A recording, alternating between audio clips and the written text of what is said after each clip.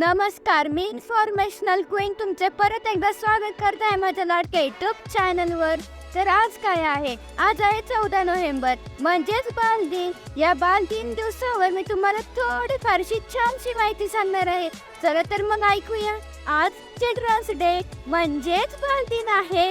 बालदिन दरवर्षी 14 नोव्हेंबर रोजी साजरा केला जातो.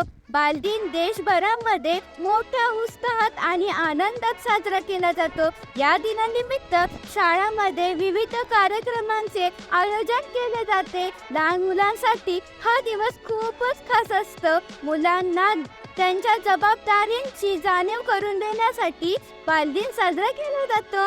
स्वतंत्र भारताचे पहिले पंतप्रधान पंडित जवाहरलाल नेहरू यांचा 14 नोव्हेंबर हा जन्मदिवस बालदिन म्हणून साजरा केला जातो. 1956 पासून बालदिन साजरा केला जात आहे.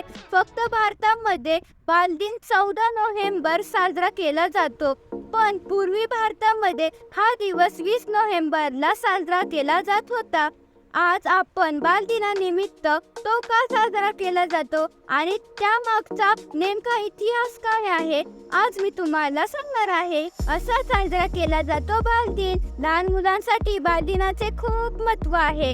बालदिनानिमित्त शाळांमध्ये अभ्यासाऐवजी वेगवेगळ्या कार्यक्रमाचे आयोजन केले जाते. या दिवसाचे औचित्य साधत शाळांमध्ये खेळ, भाषणे, वेशभूषा स्पर्धा, विविध प्रकारच्या स्पर्धा अशा प्रकारचे कार्यक्रम घेतले जातात. पंडित जवाहरलाल नेहरू यांचा 14 नोव्हेंबर हा जन्मदिवस बालदिन म्हणून साजरा केला जातो. नेहरूंना लहान मुलं खूप आवडायची.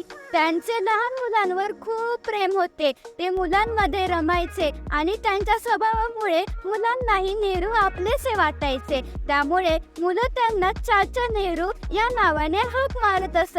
नेहरूंनी मुलांच्या चांगल्या शिक्षणासाठी अनेक चांगल्या गोष्टी केल्या, ज्यामुळे भविष्यात एक चांगला समाज तयार होण्यास मदत झाली. आता मी तुम्हाला सांगणार आहे बालदिनचा इतिहास. बालदिन साजरा करण्यामागचा उद्देश पंडित नेहरूंना आदरांजली अर्पण करणे हा आहे.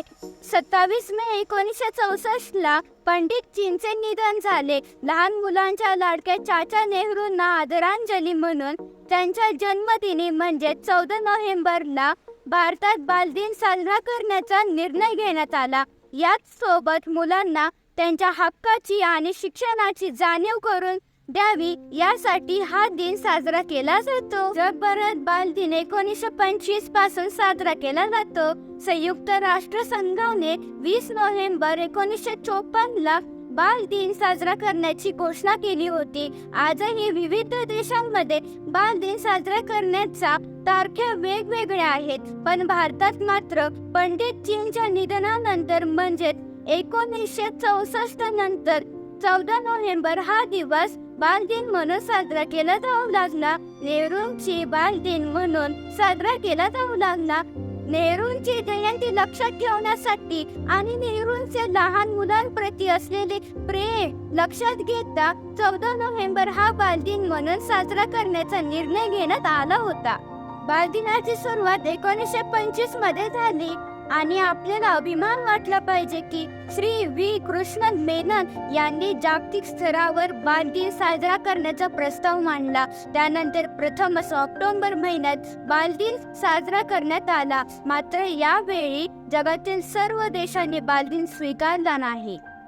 शेवटी 20 नोव्हेंबर रोजी सर्व देशांनी बालदिनाला मान्यता दिली आणि संयुक्त राष्ट्र संघाने जगभरात बालदिन साजरा करण्याची घोषणा केली. 20 नोव्हेंबर 1949 रोजी भारताने पहिला बालदिन साजरा केला. काही वर्षांपासून भारतात बालदिन फक्त 20 नोव्हेंबर रोजी साजरा केला जात होता, पण प्रखर स्वातंत्र्य सैनिक आणि पहिले पंतप्रधान पंडित जवाहरलाल नेहरू यांचे 1964 मध्ये निधन झाले. त्यांचे आपल्या मुलावर खूप प्रेम होते आणि ते मुलांमध्ये खूप लोकप्रिय होते. युवकांच्या विकासासाठी आणि रोजगारासाठी त्यांनी अनेक प्रयत्न केले. त्यासाठी त्यांनी Indian institute of technology, all India institute of medical science आणि इंडियन इन्स्टिट्यूट ऑफ मॅनेजमेंट अशा अनेक शैक्षणिक संस्था स्थापन केल्या. यामुळे भारताने पंडित जवाहरलाल नेहरू यांचा वाढदिवस 14 नोव्हेंबर रोजी बालदिन म्हणून साजरा करण्याचे ठरवले. मुलं ओल्या सिमेंटासारखी असतात हे त्यांना माहीत आहे. प्रभाव दर व जागतिक पसरलेल्या पद्धतीने प्राप्त केले जातात. त्यामुळे भारतातील प्रत्येक व्यक्तीने आपल्या मुलाची जबाबदारी समजून घेतली पाहिजे आणि ही गोष्ट भारतातील प्रत्येक घरात पोहोचवण्यासाठी बालदिन साजरा केला जातो. याशिवाय बाल कामगारांची संख्या ही दिवसेंदिवस वाढत आहे. प्रत्येक देशात मुलांसाठी अनेक कायदे करण्यात आले आहेत, मात्र ते बाल अत्याचार कमी होण्याचे नाव घेत नाही. मात्र बाल दिनाच्या माध्यमातून बाल अत्याचार कमी करण्याचा प्रयत्न केला जात आहे. लोकांमध्ये मुलांबद्दल जागरूकता निर्माण करणे आवश्यक आहे. जवाहरलाल नेहरू हे स्वातंत्र्यासाठी लढणाऱ्या प्रमुख महापुरुषांपैकी एक होते. त्यांना पंडित जवाहरलाल नेहरू किंवा चाचा नेहरू या नावाने ओळखले जात असे. ज्यांनी आपल्या भाषणाने लोकांची मने जिंकली होती. या कारणास्तव ते स्वतंत्र भारताचे पहिले पंतप्रधान झाले. या महान महापुरुषाच्या जीवनाबद्दल काही महत्त्वाची माहिती जाणून घेऊया.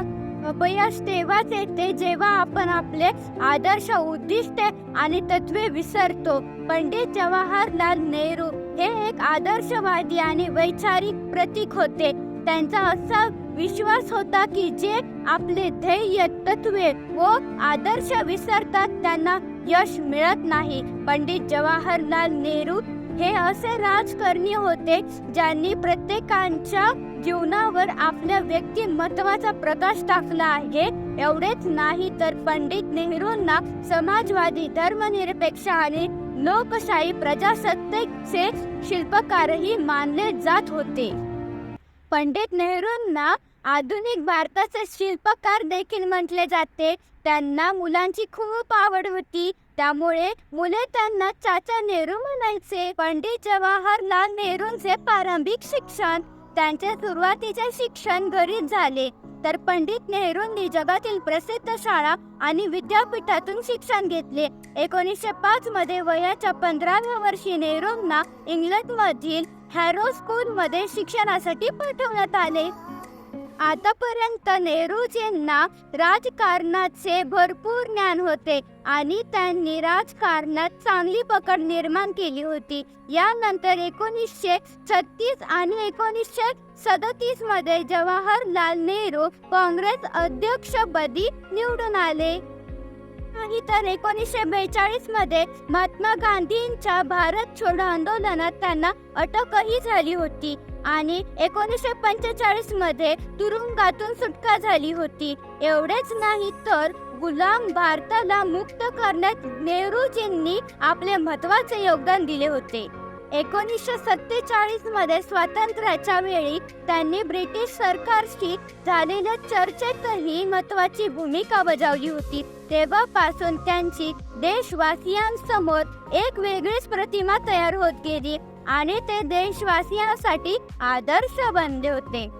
ते म्हणतात की पंडित जवाहरलाल नेहरू हे गांधीजींचे अत्यंत जवळचे मित्र होते आणि दोघांचेही खूप चांगले कौटुंबिक संबंध होते. महात्मा गांधींच्या सांगण्यावरूनच पंडित नेहरूंना देशाचे पहिले पंतप्रधान बनवण्यात आले असेही म्हटले जाते.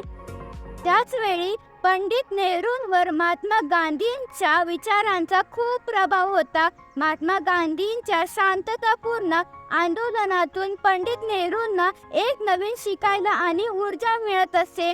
त्यामुळेच गांधीजींच्या संपर्कात आल्यानंतर ते प्रत्येक आंदोलनात त्यांना साथ देत असत. पण नेहरूजींच्या राजकारणाकडे पाहण्याचा धर्मनिरपेक्ष दृष्टिकोन थोडा वेगळाच होता. धार्मिक आणि पारंपरिक दृष्टिकोनातून खरे तर गांधीजी प्राचीन भारताच्या वैभवावर भर देत असत, तर नेहरूजी आधुनिक विचारसरणीचे होते.